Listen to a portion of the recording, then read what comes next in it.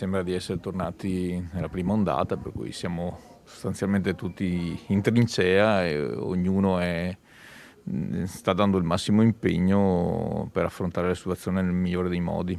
Aumentano gli accessi al pronto soccorso di Feltre, pur se complessivamente si nota un decremento dei codici bianchi. I cittadini si stanno mostrando responsabili nel pieno della pandemia grazie all'impegno della medicina del territorio che sta svolgendo il suo importante ruolo. Una ventina al giorno i casi gravi trattati al primo punto di emergenza del Santa Maria del Prato. Sembra di essere tornati nella prima ondata, per cui siamo sostanzialmente tutti in trincea e ognuno sta dando il massimo impegno per affrontare la situazione nel migliore dei modi. Dietro allo sportello del pronto soccorso Covid c'è l'area dedicata alla vestizione del personale addetto. Tute, calzari, cuffie, mascherine e visiere sono d'ordinanza.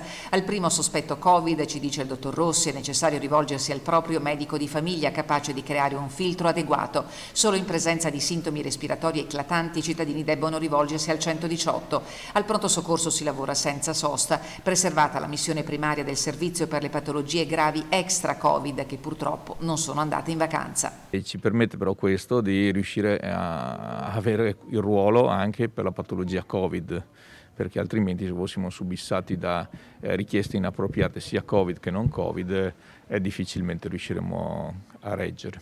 Nel reparto Covid il personale si prodiga ad assistere i pazienti che necessitano di ventilazione assistita. In lontananza si percepiscono il rumore angosciante dei macchinari e l'eco della sofferenza. Prima di salutarci il dottor Rossi ci confessa: mi auguro che la maggioranza silenziosa delle persone sia ancora nostra alleata. Io quest'anno ho fatto un pezzo della via Francigena a piedi e vedevo in tutta Italia, sostanzialmente in tutti i paesetti, le lenzuola con scritto frasi di supporto ai sanitari.